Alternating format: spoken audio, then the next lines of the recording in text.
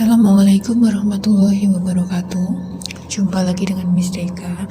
Kali ini Miss Deka akan menyampaikan materi tentang sistem peredaran darah ya. Nah, di materi sistem peredaran darah ini Miss Deka akan menjelaskan tentang bagian-bagian dalam darah terlebih dahulu. Jadi darah itu terdiri atas plasma darah dan sel-sel darah. Jadi plasma darah itu cairan ya.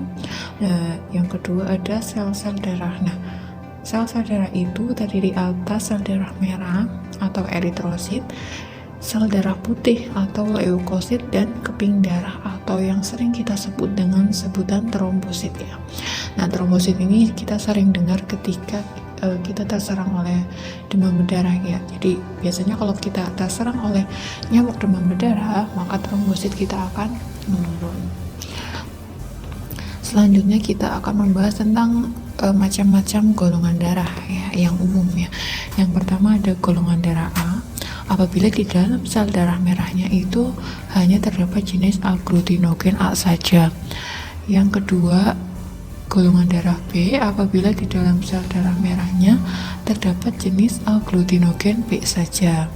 Dan yang ketiga, golongan darah AB, apabila di dalam sel darah merahnya itu hanya terdapat jenis agglutinogen A dan B sekaligus.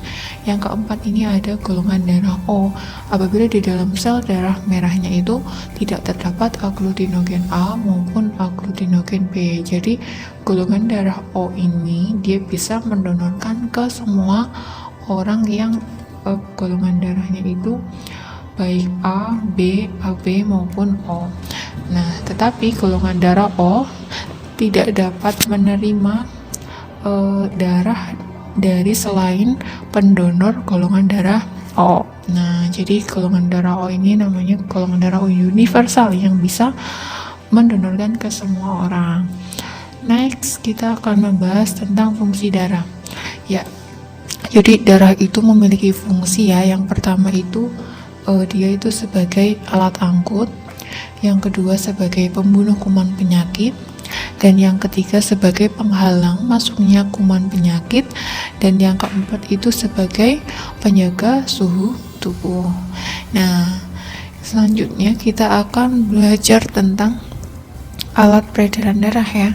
Nah, alat peredaran darah yang pertama otomatis pasti jantung ya. Nah, di dalam jantung ini dia itu terdapat bagian-bagiannya. Nah, dalam sistem peredaran darah ini kita harus hafal bagian-bagian dalam jantung, terutama ruang-ruangannya ya.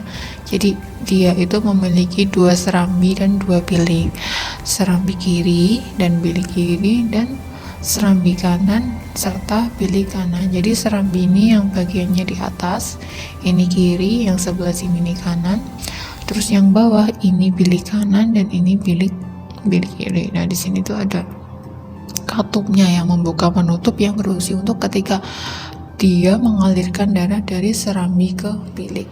Nah, gitu. Selanjutnya kita akan membahas tentang organ peredaran darah ya, pembuluh darah ya. Yang pertama itu ada pembuluh darah nadi, arteri. Yang kedua adalah pembuluh darah balik vena. Nah, arteri ini dia yang berwarna merah ya, dan sedangkan itu vena itu penampang yang berwarna biru. Nah, selanjutnya kita akan membahas bagaimana jenis dan mekanisme dari peredaran darah ya. Jenis peredaran darah itu ada peredaran darah besar dan peredaran darah kecil. Nah, sedangkan mekanismenya itu kalau peredaran darah besar itu dimulai dari jantung, paru-paru, ke jantung kembali, dan kemudian ke seluruh tubuh. Nah, sedangkan kalau untuk peredaran darah kecil itu hanya jantung, paru-paru, kembali lagi ke jantung. Jadi gampangannya tuh kalau peredaran darah besar dia harus melalui seluruh tubuh dulu, sedangkan kalau peredaran darah kecil dia itu hanya bagian dalam saja, dari jantung ke paru-paru kembali lagi ke jantung. Nah, sistem peredaran darah ini mekanismenya itu dia berasal dari bagian sebelah kanan ya, dari jadi darah yang dari seluruh tubuh itu masuk ke serambi kanan ya, serambi kanan, terus kemudian dia masuk ke bilik kiri. Nah, pilih kanan. Nah, setelah masuk ke pilih kanan, dia itu akan dibawa oleh arteri paru-paru untuk masuk ke dalam paru-paru. Nah, di dalam paru-paru ini nanti dia itu darahnya itu akan difilter atau disaring dari karbon dioksida, kemudian disaring menjadi oksigen. Jadi ditukar nih darah kotornya menjadi darah bersih.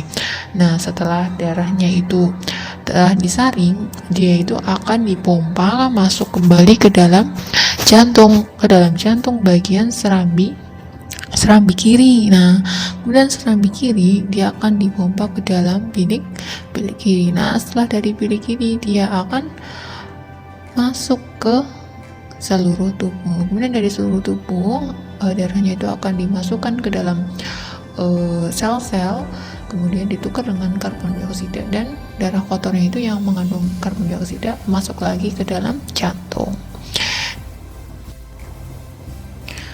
Kemudian ada kelainan dan gangguan pada darah serta sistem peredaran darah. Jadi di dalam sistem peredaran darahnya itu juga terdapat beberapa kelainan maupun gangguan ya.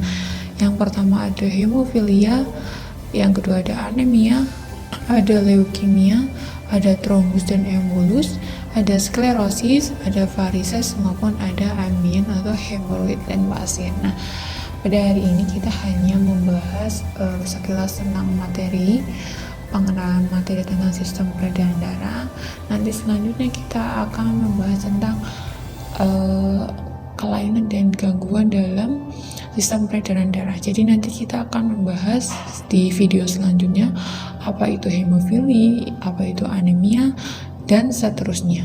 Nah, semoga kalian dapat memahami materi ini sekilas tentang pengenalan materi peredaran darah. Untuk lebih jelasnya nanti akan diterangkan dalam video selanjutnya. Terima kasih. Wassalamualaikum warahmatullahi wabarakatuh.